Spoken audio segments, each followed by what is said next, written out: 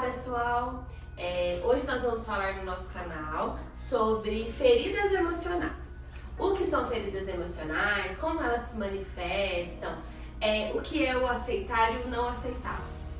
Bom, nós viemos para o mundo para viver experiências e nos amar através delas. O que é isso? Isso é uma missão de viver. Nós viemos para esse mundo viver algumas experiências e curti-las no seu maior nível, nos amando através delas. Mas quantos de nós não aceitamos muitas coisas das quais vivemos? O que nós fazemos quando não aceitamos? Quando não aceitamos algo ou alguma experiência, nós julgamos, nós também nos culpamos através delas e também nós criticamos isso, tendo tanto medo que nós tendemos a repeti-las. O que é isso no não aceitar algo? Não aceitar algo é viver experiências no decorrer da sua vida, desde lá a infância, a adolescência, a vida adulta, e achar que eu não deveria ter vivido aquilo daquele jeito, por que eu me proporcionei aquilo, como fizeram isso comigo. Tem diversas formas disso se manifestar. Bom, quando eu não aceito algo que eu vivenciei nessa experiência de vida, nesse decorrer de vida até hoje, eu tô de certa forma tendenciando minha vida a viver algumas coisas. Bom, como que é isso? É diferente olhar para minha história, pelo que passou, e aceitar. É diferente de não concordar, porque as pessoas tendem a pensar que se eu aceito eu concordo. Não necessariamente. Eu posso aceitar fulano ser de X jeito e nem por isso eu concordar que ele seja assim. E a gente tem um time de crenças que se eu aceito eu tô concordando. Não necessariamente. Quando a gente aceita, a gente dá para nós mesmos a possibilidade de experimentar e aprender com aquilo. Quando eu experimento, eu tenho a possibilidade de aprender com o que aquilo pode me trazer. Por exemplo, uma comida. Quantas vezes a gente escuta que uma pessoa não gosta de comida japonesa, mas se ela não aceita, ok. Mas se ela concorda, tipo assim, tá, deixa eu experimentar aqui alguma coisa. Ela pode dizer sobre o não gostar de fato, ou não é tão prazeroso, prefiro um churrasco, que é o que a gente escuta por aí, né? As pessoas tendem a escolher entre um e outro, e sendo que a gente pode gostar de tudo, a gente pode aceitar tudo e também fazer algo disso, né? Aprender com isso. Então, o não aceitar, ela vem para uma situação que eu não consegui lidar. Eu não quero para mim. É uma situação que é difícil. É tipo assim, não, eu evito, eu não aceito, para que eu não tenha acesso a isso, a emoção que aquilo gera. Mas tem duas formas de não aceitar. Eu não aceito aquela situação, ou eu não me aceito naquela situação. Eu não aceito a mim, a eu mesma, naquela situação. Isso tem uma variável de diferença. Tipo, eu não aceitar uma situação, eu não quero isso. Isso daqui eu não faço parte. E eu não me aceitar na situação é algo muito mais profundo. É o chicotear-se, né? É o julgar-se, é o que a gente falou lá no começo, né? O medo de repetir e por aí vai. O não me aceitar. E quando eu não me aceito, a tendência é eu reproduzir aquilo. Porque fica um time o tempo todo não fazer, que eu acabo, quando vejo, estou fazendo. É o mesmo que uma criança que viveu com uma mãe mais distante, uma mãe não tão próxima, enfim. E ela busca a mãe nos outros lugares. E quando ela tem alguém muito próximo, ela meio que é explosiva com essa pessoa, ela é meio arisca, ela tem rompantes, ela tem expressões muito fortes que acaba repetindo aquele movimento da mãe de não ser tão próxima, né? Ou às vezes é até aquela adolescente que é mais introspectiva junto com os amigos, na sala fica mais nos cantos e por aí vai, né?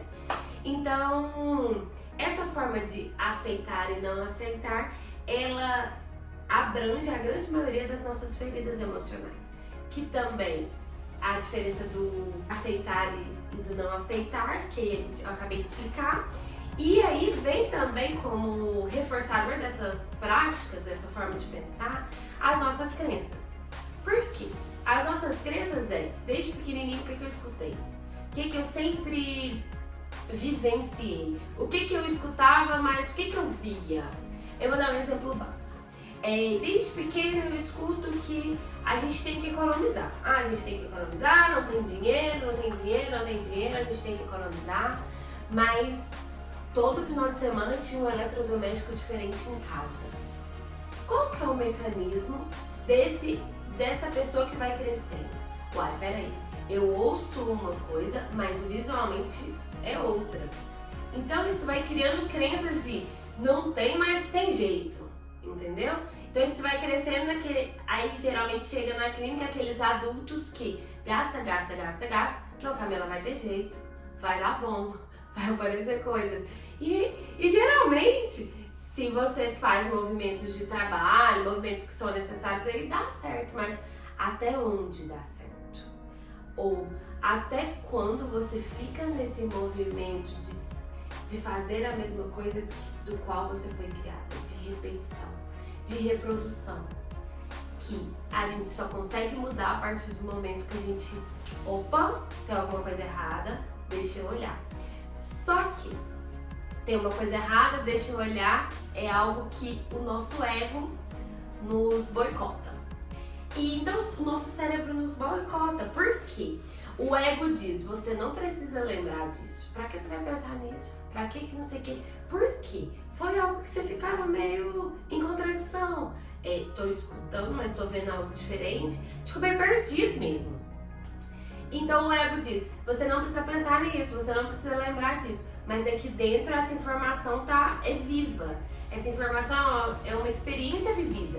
Então tá aqui dentro de alguma forma. Então o que acontece? Quando crianças, nós somos seres naturais. O que são seres naturais? Nós somos espontâneos, nós somos livres, nós fazemos, nós desfazemos, nós somos leves. O que isso significa? Que lá no ser leve eu sei o que eu vim fazer nessa vida, eu vim me divertir, eu vim ser alegre. Que é lá no começo do vídeo que eu disse sobre missão, que eu vim ser feliz e fazer algo de bom, né? Alguma coisa assim. Mas as crianças vêm com isso muito vivo nelas, né? Aquelas crianças espontâneas, extremamente autênticas. E por que a gente vai perdendo isso? Porque tem um conjunto de crenças, tem o aceitar e o não aceitar, e o nosso ego que diz, isso daí foi difícil, esconde, guarda aí numa caixinha. Quando você não tá guardando na caixinha, ela tá ficando de segundo plano. Mas tudo que eu faço, isso aqui de certa forma tá tocando. Isso aqui de certa forma tem uma influência. Quantas vezes eu escuto, Camila, eu ajo de tal jeito, mas eu não queria, não sei por que eu faço isso. Aí a gente vai desmembrando aquilo, tocando, a gente vai tendo permissão de sentir raiva, de sentir dor, de ter mágoa, de não ter concordado, porque a gente é criado você chora, para de chorar, engole o choro. Você se dá mal em alguma coisa, você não vai olhar pra isso, o que eu aprendi? Você vai olhar pra isso como, que merda, errei mais uma vez. E nos é tirado a oportunidade de sentir as emoções que não são tão positivas. Mas aí elas passam a ser negativas, mas por quê? Se alguma sensação que me dá raiva, eu não posso chorar, eu não posso me sentir angustiada. Se eu guardo aquela emoção, em algum momento ela vai querer aparecer, porque tudo quer ser visto. Então se eu não dou oportunidade no momento que eu tô vivendo aquilo vai vir uma outra oportunidade e vai me tirando a sutileza de viver, a leveza de viver, porque eu vou colocando o quê? Aí eu entro na chave principal das feridas emocionais, nas nossas máscaras. E as nossas máscaras, elas estão aí para nos proteger de algo que nós não consideramos que seja assertivo no mundo, na vida, na forma de viver. Nós deixamos de ser nós mesmos para ser o que o outro gostaria que nós fôssemos, para ser mais assertivo, para ser mais aceito e também para ter alguns ganhos do outro, né? A gente vai deixando de ser nós, vamos pensar que nós somos aquela criança livre, espontânea e autêntica para ser o que o outro gostaria que nós fôssemos, e isso a gente vai deixando de ser nós na origem e vamos colocando máscaras para ser o que o outro gostaria de ser.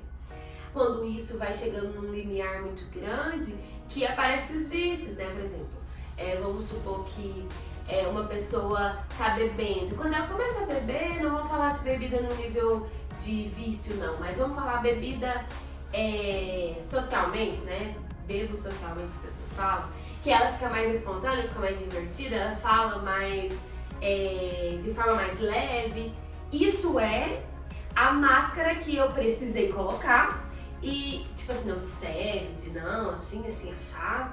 E aí depois algo passa com que eu me sinta mais à vontade, o álcool se torna uma desculpa, né? Agora a culpa é do álcool. Por medo que nós temos de bancar quem realmente nós somos. O que tem nós sermos brincalhões, o que tem nós sermos, às vezes, ranzinza, ter um espírito mais velho, assim, não gostar de alguns tipos de coisas, mas nós vamos aceitando. E tem uma autora, chama Lizzie Bourbon, ela diz das 5 feridas emocionais e as 5 máscaras que essas feridas causam.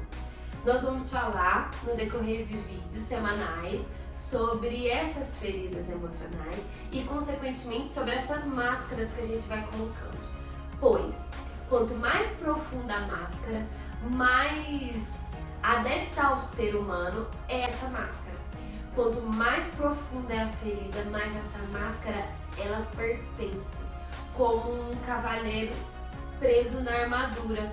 Ele é preso, ele usa todos os dias ele levanta de manhã, deixa a armadura para ir salvar a cidade. Chega de noite, tira a armadura, de manhãzinha veste a armadura de novo e vai salvar a cidade. Com o tempo pra que eu vou tirar a armadura se eu vou dormir tão pouco? Então aquela armadura passa a ser parte do corpo dele e quando ele quer tirar isso já não tira. Um livro muito legal de ser lido, O Cavaleiro Preso na Armadura. E as máscaras das nossas feridas, elas vão virando como uma armadura do cavaleiro. Ela vai ficando tão conectada com nós nos tornamos tanto aquilo para fugir de quem nós somos, aquela criança livre e espontânea, que nós deixamos de ser nós. Esquecemos qual é a nossa missão de vida, qual é o nosso propósito e vamos nos tornando aquela máscara.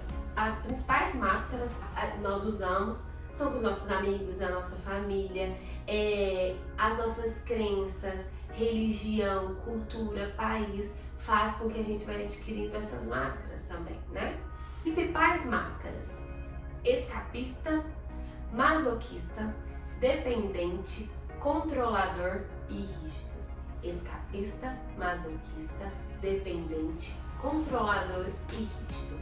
E nós vamos falar sobre cada uma delas. Segue o canal, acompanhem as notificações, as atualizações dele, que nós vamos adentrar em cada uma dessas máscaras. Fique ligado e até a próxima!